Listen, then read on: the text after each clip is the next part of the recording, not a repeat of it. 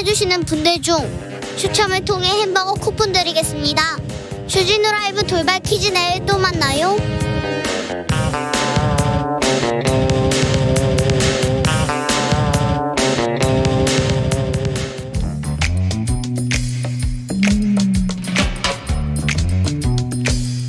오늘의 정치권 상황 깔끔하게 정리해드립니다. 여당 크로스 최가박과 함께 최가박당. 여야 최고의 파트너입니다. 주진우 라이브 공식 여야 대변인 두 분 모셨습니다. 박성준 더불어민주당 의원 어서 오세요. 네, 안녕하세요. 최영두 국민의힘 의원 네, 어서 오세요. 안녕하십니까. 네. 네. 요새 어떤 일로 바쁘십니까, 최영두 의원님? 그렇게 또 물으니까 또 굉장히 바쁘기는 바쁜데 그렇게 실속이 없는 것 같습니다만 어쨌든 국가적인 현안들 지금 특히 이제 민주당이 갑자기 검수완박한다는 바람에 많이 바빠졌습니다. 이것저것 방송 출연도 해야 되고. 네. 예. 방송 출연은 그 전에도 많이 하셨잖아요. 아니, 또 없는 방송도 생기고 해서. 네. 저는 요즘 바쁜 게 서울시당 그 공천 심사위원이에요. 네. 그래서 지금 기초단체장, 광역위원, 기초위원 네. 공천 심사하고 있는 중이고요. 그래요. 오늘은 그 한국은행 총재 후보자 인사청문회인데요. 제가 네. 기획재정위원회에 있어서 네. 청문회 하는 중에 나왔습니다. 지금 한국은행 총재 후보자 인사청문회인데 뭐 기사가 안 나오는데 오늘 쟁점은 뭐였습니까? 아니, 지금 우리나라 이제 한국 경제에서 가장 큰 이슈 중에 하나가 이제 물가 상승 요인이 워낙 강하다는 거예요. 이제 미국도 물가 상승이 상당히 심하기 때문에 이제 금리를 올리는 추세이거든요. 네. 우리나라 같은 경우 물가 상승을 막기 위해서 금리를 올렸을 경우에 경제도 파장이 어떻게 됐냐. 네. 지금 가계부채 또 정부 부채도 상당히 심각한 수준에서 금리를 올렸을 경우 그것이 경기에 어떤 영향을 미칠 것인지에 대한 질의가 좀 이어졌고요. 또 하나 이거 하나는 좀 짚어야 될 것 같아요. 이렇게 이제 돈도 많이 풀리고 물가 상승 요인이 많은데 또 원자재 가격도 상승하는데 그 와중에 지금 윤석열 당선인이 50조라는 추경을 편성해서 초기에 이제 집행했을 경우에 물가 상승에 또 어떻게 보면 이제 악순환의 고리가 될 가능성도 있기 때문에 그런 경우는 어떻게 하겠냐라고 하는 것이 주 질의 내용이었습니다. 정책 일변도였군요. 그렇죠. 정책 네. 일변도였고 아마 오늘 청문 보고서는 채택될 겁니다. 인사청문회 시즌으로 넘어갑니다. 다음 주부터 청문회 시작되죠? 네, 그렇습니다. 한덕수 국무총리 후보자부터 시작합니까? 월요일 화요일 잡혀 있고 저도 이제 총리 인준 청문회 청문위원이 되어서 네. 예, 그 준비를 하고 있습니다. 그리고 또 저 문체이니까 문체부 장관 후보자도 해야 되고. 네, 날카로운 질문 준비하고 계세요? 날카로운 준비해 주시고 국무총리로서 대한민국이 처한 위기와 이런 큰 도전에 대해서 극복할 자신이 있느냐라고 네. 엄하게 물을 작정입니다. 엄하게 자신 있느냐 이렇게. 네. 근데 우리나라에서 이제 전문성과 이제 도덕성을 검증하지 않습니까? 그 중에 하나가 이제 재산 형성의 과정에 대한 것들이 이제 질의가 이루어지는데 그렇죠. 네. 우리나라 이제 공직자로서의 삶이라고 하는 것이 어떤 삶이냐. 그럼 한덕수 전 총리죠. 다시 또 총리 후보자가 됐는데 지금 보니까 재산이 꽤 많아요. 네, 근데 재산이 꽤 많은데 로펌의 이제 로펌의 고문이었나요? 고문 역할을 하면서 고문료도 한 엄청나게 받았고 또 하나 뭐냐면 부인의 처가의 땅 특혜 의혹도 지금 불거져 나오고 있고 부인의 그림 고가 판매 의혹도 지금 불거져 나오고 있고 또 한덕수 총리가 미국에 살 때 고액 월세 임차한 내용이 있는데 그 내용까지 불거져 나오는데 지금 보면 한덕수 총리 후보자가 이 공직자 생활을 하면서 이 재산이 너무 많이 는 게 이게 규명이 좀 돼야 될 것 같습니다. 아무튼 뭐 왜 뭐냐면 재테크로만 설명하기에는 상당히 좀 어려운 점이 있어요. 그게 이제 저도 뭐 그 이야기 듣고 있는데 오늘 아침에 한덕수 후보자가 기자들한테 이렇게 답변을 한 게 있습니다. 그러니까 지금 뭐 땅이 많다. 땅 문제에 대해서는 이게 사실 2007년 총리 청문회 때 다 나온 이야기입니다. 그 당시에는 아마 우리 당에서 몇십 개 이렇게 비판을 하고 다 검증을 했을 텐데 문제없이 넘어간 대목입니다. 이 보면은 이 한 후보자가 이 세금이 모두 납부됐을 뿐 아니라 이게 1992년에 한 후보자 부인의 부친으로부터 상속된 겁니다. 그러니까 집안 끌대로면서 그 후보자 부인을 비롯한 자녀 5명이 13분의 2 또 부인의 모친 그 장모가 되겠죠. 13분의 3 이렇게 지분 나누는 과정에서 되었던 것이고 서울의 땅값이라는 게 뭐 특히 민주당 정부 할 때마다 많이 오르니까 그래가지고 저 매매 과정에서 다 차익은 다 이렇게 세금이 납부됐고요. 또 하나 뭐 단독주택 이것도 사실은 그 평생 1960년대 건축된 서울 강북의 단독주택을 89년에 매입했습니다. 네, 3억 원대. 예. 해당 주택을 10년간 임대한 후에 99년부터 다시 24년째 살고 있는데 평생 1주택, 그러니까 아파트가 아닌 1주택 하나를 지금 갖고 있습니다. 이게 대해서는 이제 이게 외국계 기업에게 임대가 되었다. 네. 그래서 무슨 외국계 기업과 무슨 유착의혹이 있는 게 아니냐 뭐 이런 이야기를 했는데 그건 관계 없습니다. 왜냐하면은 이 광화문 일대 저도 옛날 총리실 근무할 때 광화문 일대 있어봤지만 외국계 기업들이 그런 단독주택을 선호를 합니다. 그래서 사실은 누구한테 일부 부탁할 필요도 없이도 이 그 부동산 업계에서 이렇게 투표했습니다. 지금 우리 광화문에 보면 외국 기업들이 굉장히 많거든요. 그래서 실제로 후보자도 이제 해명하기를 임차인 선정과 계약 과정은 모두 중개업소에 일임했고 해당 회사 관계자와 개별적으로 접촉하는 만난 사실도 없다고 했습니다. 그리고 임대 수입은 투명하게 신고하고 세금을 납부했고요. 다만 이 부동산 업자의 권유에 따라 임차인의 제안을 수용했을 뿐이지 어떠한 부당한 이익도 취한 적이 없고 또 89년부터 99년 사이에는 상공부 중소기업국장, 최 의원님, 제가 청와대 경제비서관 직책이어서 외국이랑 관계도 없는데 사실은 근데 그걸 떠나서 이 아마 민주당 쪽에서도 광화문 쪽에 집이 있는 분들이 들어 있습니다. 보면은 이 외국 수요가 참 많습니다. 꼭 드려야 되는 게 보통 이제 공직자가 떠나서 보통 경제 영위를 하는 경우에는 돈을 벌려고 노력을 하죠. 그러면 다시 공직자로 돌아오면 안 돼요. 왜 그러면 이해충돌 요소가 너무 많아요. 지금 한 예로 지금 들은 거 보면 그리고 부인도 공직자의 부인 아니었습니까? 왜 그림을 효성그룹, 부영주택 이런 기업의 오너들한테 팝니까? 다 보면 명예회장한테 팔고 이런 거 보면 공직 생활을 다시 안 할까라고 생각한 것처럼 느껴진단 말이에요. 이런 거 보면 누가 그 자기 그림을 그것도 공직자였던 부인이 그 기업의 회장들한테 팝니까? 이거는 상당히 좀 그게 왜 드러나느냐 하면은 공직자의 자세가 아니라는 거예요. 제가 얘기는 그 얘기가 핵심이고 또 하나는 저도 좀 이야기 좀 아니 제가 워낙 좀 길게 하셨으니까 그 처가 땅도 2007년도에 보면 그 사업 시행자가 그 당시 가격으로 볼 때 청계천일 때 2배 가격 샀다는 거 아니겠어요. 그러니까 다시 문제가 되는 거 아니겠습니까. 그래서 50억 차익을 누렸다고 하는 거니까 재산이 왜 이렇게 이게 이제 급속도로 증가하냐 이거예요. 이제 공직자의 삶이라는 것은 경제적 삶과는 좀 다른 거 아니겠습니까. 그러니까 이게 이제 처가로부터 물려받은 것도 있을 테고 뭐 그런 걸 텐데.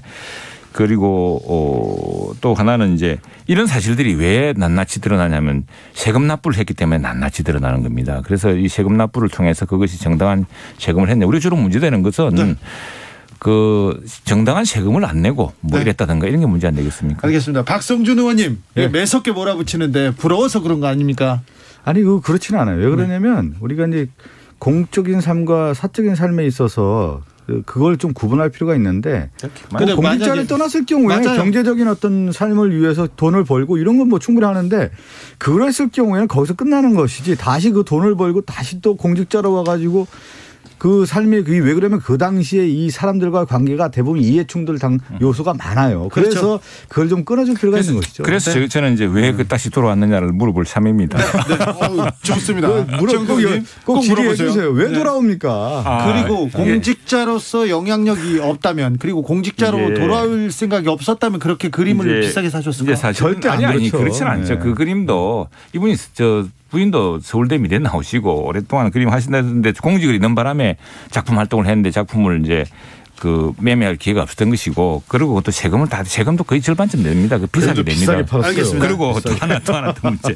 아까 왜 그냥 사실 오셨습니까? 네, 물어볼 참입니다. 네. 왜 그러냐니까 지금 사실은 우리가 잊고 있는데 이 정권 교체이기 때문에 잊고 있는데 퍼펙트 스톰이 몰려오고 있다 그럽니다. 물가 지금 뛰고 있죠. 자원이 심각합니다. 그걸 헤쳐나갈 능력이 있느냐 이걸 엄중히 따르지 못합니다. 알겠습니다. 그리고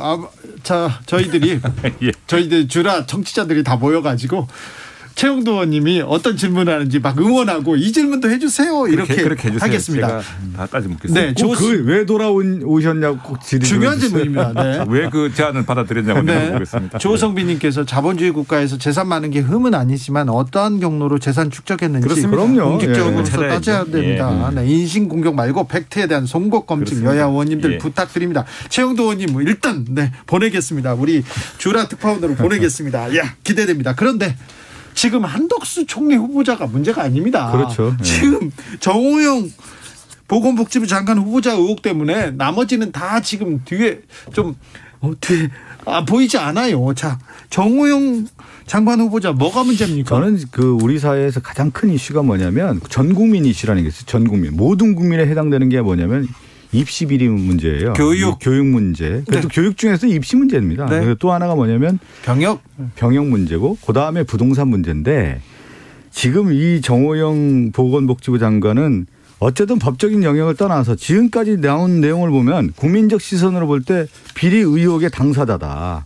그러니까 예를 들면 경북대 병원 부원장 원장할 때 그 아들 딸들이 어쨌든 편입학으로 들어오지 않습니까? 네. 그 부분이 이제 명확하지 않다라고 하는 의혹 제기가 있는 거고 또 아들에 대한 병역 문제도 병원장 있을 때 그런 문제가 있었던 거 아니겠습니까? 그런데 불법은 없었다. 사태는 아니다. 제가 볼 때 그러면 불법이 없다고 하면은 지금 검사들이 지금 얘기한 것처럼 다 수사 대상이 되는 거예요. 이 문제를 다 수사해야 되는 거 아니겠습니까? 만약에 고발이 이어지지 않겠어요. 추후에 시민단체가 뭐든 그럼 다 조사를 해야 되는 것이죠. 최영도 의원님. 예. 예, 이 참 뜻밖의 사실이 드러나서 아마 당혹스러운데 네. 이분 원래 발탁한 것은 무슨 후보 당선인도 이제 부인했지만 무슨 이 개인적 인연 때문이 아니었습니다. 우리가 아시다시피 2020년에 이 대구가 완전히 그 코로나19에 직격탄을 맞았습니다. 그래서 당시에 민주당 당 지도부에서는 대구를 봉쇄해야 된다 그랬다가 막 또 큰 사단이 나서 사과하고 한 일이 있었는데 예. 그 시기에 이 경북대 병원장이었지 않습니까? 그 경북대 병원장으로서 그 이제 진료센터를 만들고 해서 대구가 다시 일상으로 돌아오는데 그 기여를 했고 그래서 지금 우리가 팬데믹이 이제 끝나가는 엔데믹 시대라고 그러지만 다시 재발할 수도 있고 이 경험을 온전해서 다시는 이렇게 큰 위기에 직면하지 않도록 그 위기를 슬기롭게 넘기도록 하는 게 중요하다고 생각해서 이제 이분을 발탁하신 것 같은데 근데 뭐 국민들이 잣대가 워낙 엄중합니다. 그리고 그렇죠. 또 하나는 예. 그래서 우리가 이제 그 교과서가 생겼어요. 조국 그렇죠. 사태 때 쭉 이게 그래서 그 항목을 딱 체크 비교를 해보면은 조국의 사태. 예, 적부한지가 이제 드러나겠죠. 청문회까지 한다 그랬고 청문회에서 나나식을 밝힐 수 있을 테니까 그렇고요. 또 하나는 이분이 이제 지금 결백을 주장하면서 교육부 조사 그리고 그 다 조사를 자체를 했습니다. 네. 그래서 그 다 진실은 다 밝혀질 거라고 생각합니다. 최영도 의원님. 네. 이 정도 의혹이 나왔으면 검찰이 수사해야 되는 거 아닙니까?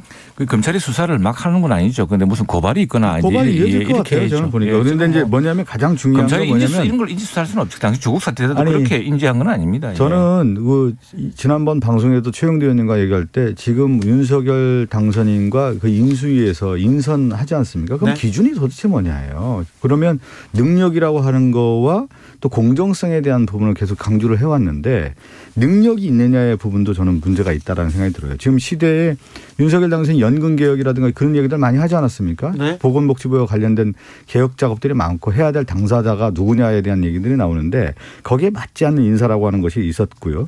또 하나가 뭐냐면 공정성에 대한 얘기도 또 있는 것 중에 하나가 지금 인선 기준에 보면은 대통령 당선인과 가까운 사람이에요. 학교를 같이 다녔다. 뭐 어렸을 때 친구였다든가. 40년 지기라든가. 아니 그게 아니라니까. 아니라고 또 얘기했는데 자꾸 그걸 그 기준이 좀 나와. 전문성도 대구가 없는. 살았던 그 코로나19 사태 뭐 굉장히 위급한 사태를 극복하는 현장에 있었다는 것이 발탁 제가 조금 마무리를 하면 그러니까 그 측근 기용이 지금 계속 드러나고 있다는 거예요. 전문성이 없는. 그러니까 기준에 잣대가 없다. 그러니까 윤석열 당선인이 상식과 공정을 얘기했는데 지금 국민의 눈높이에 볼 때 상식에 맞지 않는 인사를 한 거 아니에요. 그리고 공정에 맞지 않는 인사를 했기 때문에 그래서 국민 정서에 부합하지 않는 인사라고 하는 부적절한 인사이기 때문에 지금 이렇게 뜨거운 겁니다. 그래서 다른 지금 후보자의 모든 이슈를 지금 정호영 후보자가 다 빨아들이는 거 아니겠어요. 이 하나의 잣대가 지금 윤석열 당선인이 앞으로의 국정 운영에 대한 방향을 결정하는 거기 때문에 어떻게 받아들일지 저는 좀 지켜보고 싶어요. 이 부분이 또 노림수 아닐까요?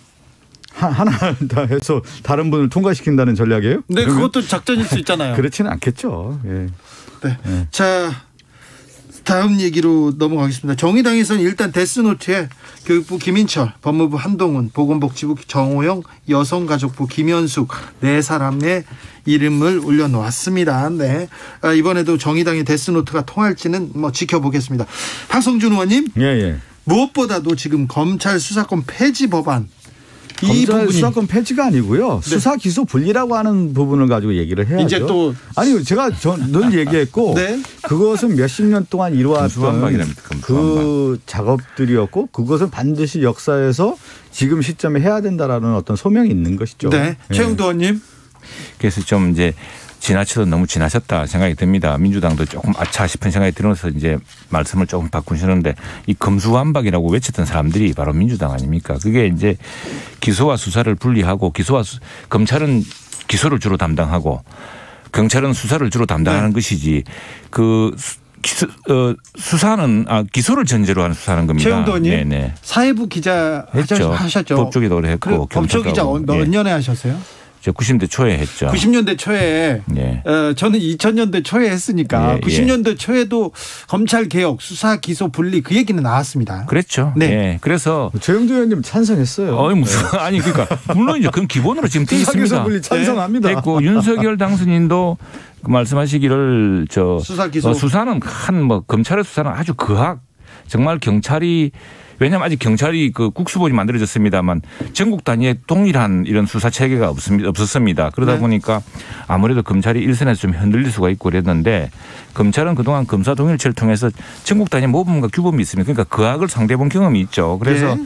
그런 것들 때문에 이제 검찰은 지금 일부 그것도 이 정부에서 조국 민정수석이 있을 때 당시에 논란 끝에 민주당과 이야기 있었지만 대부분 수사는 경찰이 한다. 그래서 검찰의 권한이 많이 줄어들었습니다. 예, 하는데 많이 줄었죠. 다만 그 6대 범죄에 관해서는 검찰이 수사권 왜냐하면 그건 기소를 담당해야 되고 그러니까 검사는 기소를 해야 되거든요. 그런데 기소는 수사와 연결되어 있습니다. 기소를 하는데 이 증거 채택이라든가 또는 인권 보호의 문제라든가 이런 것들 예컨대 저 박충철 사건 같은 경우도 그 공안 경찰에서 그랬던 것을 검찰이 이제 나중에 기소를 하기 위해서 수사를 하기 보니까 그 고문치사 드러나지 않았습니까? 그런 것처럼 그래서 그걸 딱 잘라 분리할 수가 없습니다. 그래서 기소를 전제하지 않은 수사도 무의미한 것이고 다 연결되어 있기 때문에 그래서 국회 법사위에서 법원 행정처가 이거 자르듯이 탁 자를 수가 없는 대목이다. 큰 혼란이 있고 그 피해를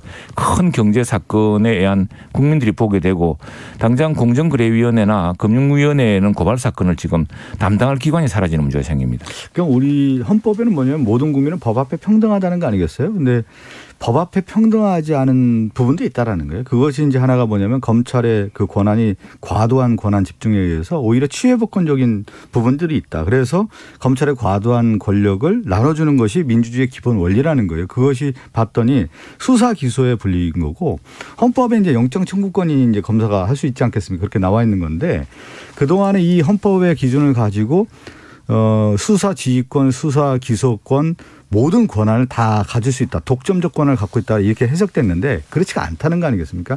가장 중요한 것은 국민의 기본권인 인권을 강화하는 측면에서 수사 기소의 방향을 정한 거거든요. 그것이 그래서 최영도 의원님도 90년대 얘기했지만 90년대 이후부터 이미 수사기소를 분리라고 하는 것은 절대 명제했던 거거든요. 그것이 왜 안 됐냐면 검찰의 기득권이 워낙 강하다 보니까 정치 집단화됐어요. 요즘에 보면요. 그 권리를 지키기 위해서 어떻게 보면 정치 행위까지 요즘 하고 있는 모습이기 때문에 이래서는 안 된다라고 하는 것이 국민들이 바라볼 때 이제는 수사기소를 분리해서 권한에 대한 어떤 분산을 통해서 국민의 인권 보호로 가야 된다라고 하는 것이 지금의 가치 아니겠습니까? 그게 이제 걱정이 뭐냐면은 과유불급 교각사루 같은 건데 지금 우리 헌법 체계는 검찰이 수사 전체를 주재하는 그 지위로 규정되어 있습니다. 그래서 그리고 지금 그 경찰대학에서 나온 치안논총이라는 논문이 있는데 거기서 이제 조사를 했어요. 그 논문들은 경찰의 수사권을 더 강화시키려고 하는 것이었거든요. 그러니까 지금 두 가지 논란이 서로 혼재되어 있는데 수사권 조정은 했습니다. 그리고 경찰의 수사권이 강화되었고 네. 검찰의 수사권은 제한되어 있고 그런데 기소와 수사를 완벽하게 분리한 나라는 없습니다. 왜냐하면 기소가 수사를 전제로 이루어지는 것이기 때문에 그런데 갑자기 왜 이걸 이렇게 해서 특히 공정위 사건이나 지금 금융위 사건 같은 경우는 수사할 기간이 없어지는 문제가 생기는데 이렇게 하느냐 그건 이제 다 아시다시피 지금 몇몇 검찰에서 하고 있는 핵심적인 사건을 갑자기 공중분해시키려고 하는 거 아니냐라는 게 의구심이 커지는 거죠. 않고요. 지금 뭐 이제 미국 얘기도 많이 하던데 미국도 보면 이제 수사기소 분리하고 그 검사들 같은 경우는 요즘 이제 자료가 계속 나오고 있더라고 보니까요. 저도 이제 보면은 우리 사회가 너무 이 검찰의 권력이 집중됐다라는 걸 그전에도 알았는데 더 확인하는 자리가 됐던 거고요. 수사관들이 없습니다. 미국의 검사 밑에는. 근데 우리나라는 검사들이 다 수사관을 두고 수사를 다 하고 있지 않습니까? 경찰 지원을 받고 하죠. 예. 그러니까 그런 것들이 이제는 제도적으로 이제 분리를 해야 되는 거고요. 그런데 지금 미국 영화 보시면은 그러니까 견제받지 않는 권력이 있어서는 안 된다는 기본의 민주주의 원리에. 그 대목인데 한마디만 다 그 대목에서. 그래서 지금 일부는 경찰로 수사권을 다 주면은 그럼 경찰은 누가 않죠. 견제하느냐는 문제가 있고 또 하나 미국 검찰 자꾸 이야기하는데 미국 영화 보면은 DA가 나옵니다. 그 디스트릭트 어토니라고 해가지고 수사받을 단계 경찰이 수사하는 단계에서 모두 검사를 의식해서 DA한테 보고했느냐 DA랑 뭐 이야기 협의했느냐 이 이야기가 나오거든요. 그래서 그게 우리 현실이 미국과 다르다. 미국이 그 지금 민주당이 주장하듯이 그렇지 않다 이 말씀입니다. 검찰 얘기는 여기까지 하고요. 지방선거로 가보겠습니다. 이거 좀 많아서요. 물어볼게요. 네. 자, 민주당 서울 어떻게 합니까? 지금 아직 결론은 안 난 것 같고요. 아직도 안 났습니까? 네, 결론 이제 서울을 이제 전략 선거구로 했는데 그만큼 우리 선거가 이제 두 가지 해석이 가능한 것 같아요. 어렵다라고 하는 전제가 있는 거고, 그래서 좋은 후보를 찾아야 된다라고 하는 부분이 있는 건데 이 두 가지를 만족시킬 수 있는 후보를 아직 못 찾고 있는 것은 분명한 것 같습니다. 그렇지만 상황은 좀 괜찮아지는 상황으로 가는 것 같아요. 뭐냐면 상황이 나아진다고요? 어떤 면에서 지금 그 얘기를 하냐면 서울의 안에 보면 정당 지도가 있는데 조금 좋아졌어요. 민주당의 정당 지도를 보면. 그 대선 즈음에의 정당 지지율을 국민의힘과 이 민주당을 비교해 보면 우리 민주당이 훨씬 뒤쳐졌는데 지금 이제 회복이 된 모습을 좀 갖고 있기 때문에 네. 그리고 지난해 4.7 보궐선거와 이번 대선에서 보면 차이가 많이 좁혀졌단 말이죠. 네. 그런 가운데 뭐가 있냐면 정당 지지율이 좀 많이 좁혀졌다라는 것은 그만큼 우리가 좋은 후보가 있다고 하면 한번 해볼 만하다. 좋은 후보가 있다면요. 네, 그래서 좋은 후보를 좀 찾고 있고요. 희망사항 아닙니까? 저는 결국 그거라고 봐요. 어떤 후보가 되든 현 시장과 내가 대결을 해서 이길 수 있다라는 자신감, 배짱. 네. 그 사람이 결국은 나가서 돌파하는 것이다. 그러니까 후보를 만들어주는 것이 아니라 후보가 스스로 만들어서 이 어려운 형국을 타개할 수 있는 후보가 돼야 된다. 그런 후보가 나오면 저는 현 시장과 각을 세워서 충분히 경쟁해 볼 만하다고 봅니다. 예, 뭐 서울이 워낙 전통적으로 민주당이 강한 지역이고 해서 지금 우리가 민주당 정부의 지난 5년간의 실패 때문에 그 반사이익을 좀 보고 있습니다.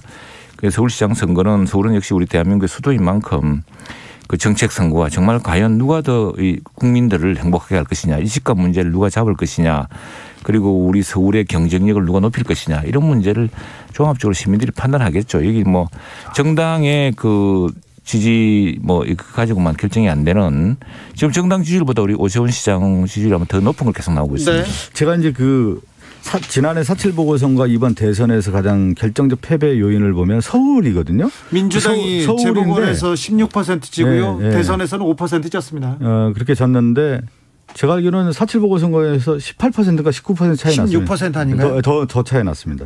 근데 서울 인구 한 950만인데 서초, 강남, 송파가 인구 한 160만 정도 돼요. 근데 이 서초, 강남, 송파의 그 표 결집도가 워낙 높기 때문에 이 세 지역에서 지면은 실질적으로 선거가 되게 어려운 구도가 됐다라는 거예요. 근데 이 구도가 뭐냐면 부동산 이슈예요. 그래서 네. 지금 민주당의 차기 후보가 이 부동산 이슈를 끌고 갈 수 있는 후보가 나온다고 하면은 한번 할 수 있다. 그렇게 좀 생각합니다. 네. 네. 서울에서 선전하지 않으면 다른 어렵죠? 지역도 네. 어렵습니다. 뭐 네. 경기도니 인천이니 다 이게 맞물려 가는데요. 근데 국민의힘 경기도는 어떻게 돼갑니까? 오늘 우리 누구죠? 두 후보가 김은혜 유승민 두 후보가 연합뉴스 TV에서 토론하는 걸 제가 오해 좀 봤습니다. 네. 아주 뭐 진지한 토론이었고 아주 흥행 측면에서는 굉장히 좀 불붙었다 생각이 듭니다. 그리고 국민들이 볼 때는 이 젊은 아마 되면 경기도 최초의 여성 도지사 아닐까요? 우리나라 도지사 중에 여지사가 없었죠. 아, 지금 김은혜 도 의원이 있고 될 것이냐? 아니면은 기정사실하는데 아니 지금 굉장히 흥미로운 요소다 이거죠. 다음에 우리 참 KDI 출신의 정책 통의자 네. 우리 당에서 원내대표도 하시고 또 대선 후보 경선 후보까지 하셨던 유승민 후보냐? 네. 뭐 굉장히 그 뜨거운 경쟁이 벌어지고 있고 국민들이 두 분이 토론하는데 그 모습도 굉장히 진지하고 보통 우리 경선에서도 보면 얼굴 찡그리고 좀 사나운 장면이 있었는데 이분들 그 토론은 굉장히 진지하고 또 어떻게 보면 화기애애하다 생각이 들었습니다. 좀 국민의힘을 이제 보는 관전평 중에 하나가 뭐냐면 대선 경선 과정에서 보면 홍준표, 윤석열 이 구도하에서 네. 당심과 민심이 괴리되는 현상들이 있었거든요. 네. 결국은 당 조직의 힘에 의해서 윤석열 당시 경선 후보가 본선 후보가 되지 않았습니까? 민심은 홍준표 후보를 지지를 했는데 네. 저도 이게 조금 그 경기도지사 선거에서 이 문제가 계속 불거질 거라고 보는데 결국 이번에 관전 포인트는 당심이 다시 민심을 압도할 수 있겠느냐. 이게 이제 당심에는 제가 볼 때 지역위원장이나 모든 사람들이 지금 김은혜를 좀 후보를 돕고 있는 것 같아요. 지금 당심은 김은혜, 민심은 유승민이라고 봐도 뭐 무방하다. 왜 그러냐면 민심이라고 하는 것은 뭐냐면 당내에서도 특히 이제 경기도지사 같은 경우 역대 후보들을 보면은요. 그 대통령 그러니까 복심에 있는 사람이 되는 게 아니라 오히려 개혁적인 사람들이 미래를 준비하는 후보가 되는 경향이 강했단 말이죠.